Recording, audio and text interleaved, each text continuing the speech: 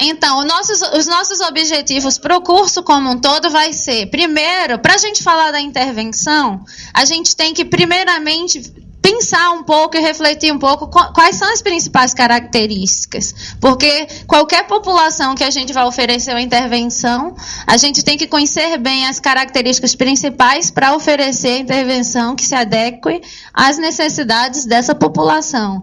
Então, a gente vai falar depois dos princípios básicos da intervenção comportamental e estratégias que podem ser usadas no ensino das crianças com autismo, tanto para eliminar comportamentos que a gente considera problema, quanto para ensinar comportamentos apropriados e habilidades desejadas, certo?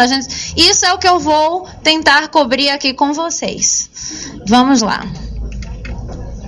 Ups, passei errado. Cadê? Pronto. Então, vamos começar aqui pensando um pouquinho sobre o que é o autismo, né?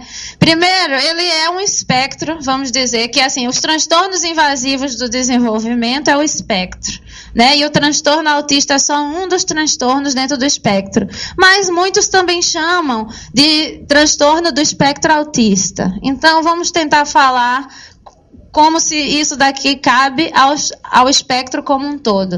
E todos os transtornos que estão dentro do espectro, eles guardam em comum as características, né, que são déficits em 3 áreas principais. Um é a parte da interação social, claro, que é o principal de todos. Tem alguém aqui que não teve contato com criança autista ou dentro do espectro? Não, né? Então, vocês já sabem que a área da interação social é a principal. Depois vem a comunicação e depois aquilo que eu estou chamando aqui de participação em atividades e comportamentos que são típicos para a faixa etária da criança. Eu vou explicar aqui. Isso é aquilo que a gente chama dos comportamentos restritos, repetitivos e estereotipados. Ou seja, o padrão e a participação das crianças em atividades e comportamentos típicos, quer dizer, não é típico, né? Porque eles se engajam em coisas que não é típico para a faixa etária. Certo? Então, vamos lá. Eu vou fazer o seguinte, será que tem alguém, tipo, Paulo, se você estiver desocupado, será que você poderia ir passando para mim? Ou alguém? Ou você está ocupado com outra coisa? Tá, tudo bem.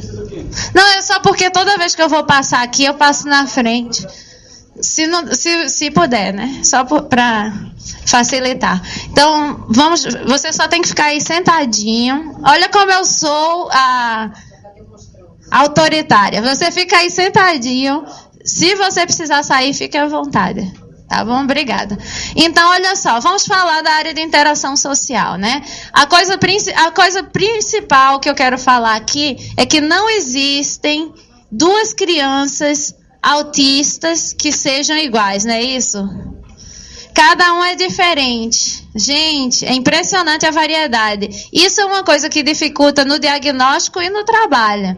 Mas, ao mesmo tempo, a primeira mensagem é o quê? Que a gente precisa conhecer bem cada criança, antes de qualquer coisa. Mas elas vão tender a quê? A demonstrar uma falta de interesse ou pouco interesse em interagir com outras pessoas. Então, a gente vai ver que ela prefere ficar sozinha, né? Então, tanto pode ser uma coisa bem explícita, tipo, chegou alguém aqui, ela corre dessa sala e vai procurar a sala que não tenha ninguém.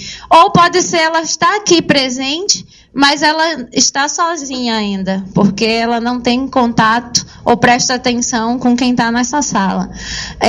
Ou então, ela pode até ter um interesse momentário pela pessoa, mas assim, tipo, se você aumenta a demanda social, ela vai tentar escapulir, escorregadia, né? As que são verbais, você começa a fazer pergunta, pronto, ela começa a te ignorar, daqui a pouco ela já sumiu. Então você vai ver que tem várias formas dela demonstrar esse preferir ficar sozinho. Ela tende a evitar ou ignorar as pessoas. Então o que acontece? Tanto vão ter as crianças que te evitam explicitamente, tipo, você chega perto, tenta tocar, ela se esquiva, ou grita, ou chora, né? Assim, quem aqui já teve essa experiência? Até que não são... até que não é tanto. Que tem mesmo, mas que você toca, ela não quer nem saber de você. Assim, às vezes só você entrar na sala, ela já começa a chorar. Tem desse extremo há aquelas que te ignoram no sentido de que você chegou, ela vai andar, ela às vezes tropeça em você e é como se não tivesse nem te vendo, né? Tem as que sentam no teu colo, brinca com o brinco, com teu óculos e não nem aí, né? Não tá nem aí. E tem umas que até olham para você assim, bem rapidinho, mas depois ignora, começa a ignorar. Então também tem de tudo. Pode ir, vá, Paula. Pode ir, eu deixo. Então, aí você vê também que tem umas que elas tendem a tratar as pessoas como objeto. Oi. Ah, você vai passar para mim? Não vai te atrapalhar? Ok, obrigada. Tratar as pessoas como objeto ou instrumento. Quem aqui já não teve essa experiência de, tipo, tem uma jarra de biscoito fechada, aí a criança quer o biscoito, ela não consegue abrir, aí ela vai chegar assim, vou usar ela. Bota esse casaco aqui, vamos fazer de conta que eu sou a criança autista, essa é a jarra. Aí eu tô aqui tentando abrir, não consigo, aí eu chego aqui... até a pessoa abrir. Mas o que vocês podem perceber? Que em nenhum momento eu olhei para ela, eu usei palavras para me comunicar com ela. Então é aquela coisa assim, eu digo, a primeira coisa, quem aqui não já se sentiu assim, um zero à esquerda, objeto, né? Assim, porque é geralmente como a gente se sente, né? E isso é muito triste para os pais, principalmente, porque, assim, poxa vida, é bom que ele está se comunicando comigo, mas, ao mesmo tempo, assim, você espera aquele contato de olhar, aquele sorriso que muitas vezes não vem, e quando vem, assim, não é muito consistente, né? Então, você vê também que existe uma dificuldade em observar e imitar o comportamento dos outros. E aí eu tento lembrar vocês do comportamento de crianças bebezinhos, 1 ano e meio de idade, que não tem autismo. O que acontece? Né? Você está fazendo as coisas, a criança está vidrada. Aliás, de neném, a mãe está amamentando, já começa o contato de olhar, aí daqui a pouco a mãe começa a rir, a criança começa a rir de volta, e fica aquela brincadeirinha. E aí você vê assim, criancinha de 1 ano e meio, né? Ou menos. Tipo, você faz uma coisa, eu tenho vídeos de crianças que não são autistas, bem pequenininhas, menos de 2 anos. Aí a mãe faz, olha o Barney. Aí a criança olha e faz, Barney? Ela é o Barney, tá vendo? Aí vamos dar comidinha pro Barney. Aí a mãe começa com a pazinha, aí a criança pega, começa a imitar a mãe e dá. E o que acontece? Muito do desenvolvimento da criança, da aprendizagem da criança acontece como? Exatamente no contexto de interação social, observando e imitando as pessoas. Só que as crianças com autismo, elas vão estar mais interessadas nas coisas e atividades dela do que nas atividades dos outros.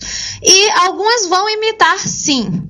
Só que elas vão imitar de forma muito mecânica. Veja, quando a mãe chega e diz, vamos dar comidinha pro Barney, e a criança pega a parzinha e faz de conta que é uma colher, e começa a fingir que o Barney está comendo, isso tem um significado social, não é mecânico, né? E tem inclusive uma brincadeira de faz de conta aí. No caso de algumas crianças autistas, elas podem copiar bonitinho o que você está fazendo.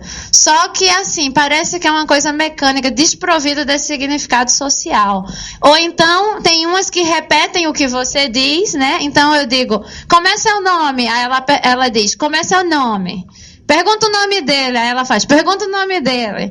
Então, é uma repetição automática, mecânica, desprovida desse significado. Ou algumas que repetem cenas, linhas de diálogos de filme, até com a entonação certinha. Aí você pergunta, quem é que está no filme? Não diz nada. Você viu o filme da, sei lá, Flores Bela? Faça perguntas, não tem. Então você vê que quando tem a imitação, é uma coisa desprovida daquele significado social que a gente tá tão acostumado, né? E de compartilhar interesses, estados emocionais com os outros. Então, o que acontece? Você vê que também, bem pequenininha, as crianças já passou um avião, ela olha para o céu, avião, aí ela olha para a pessoa, sorri, não sabe nem falar ainda direito, não é? Ou então, tipo, chegou um brinquedinho, ou assim, qualquer coisa, as crianças tendem a usar os adultos como uma referência social. E eles querem partilhar aquilo, aquele interesse, aquele estado emocional com o outro. Ou até um estado emocional negativo, por exemplo, quando a criança está naquela fase que estranha os outros. Quando chega alguém estranho, qual é a primeira coisa que ela faz? Ela corre para a mãe e olha para a mãe. E aí, se vocês prestarem atenção, o que acontece? Se a mãe estiver tranquila e disser, ô fulana, tudo bom, não sei o que, a criança vai começar a responder positivamente para o estranho, porque ela usa a mãe como referência social. Se a mãe começar a ficar com medo e correr, a criança também vai ficar com medo, né? Então, no caso das crianças, então você vê que mesmo que ela se esquive inicialmente da pessoa estranha, ela vai observar a pessoa estranha, ela vai observar a reação das pessoas familiares em relação à pessoa estranha, e daqui a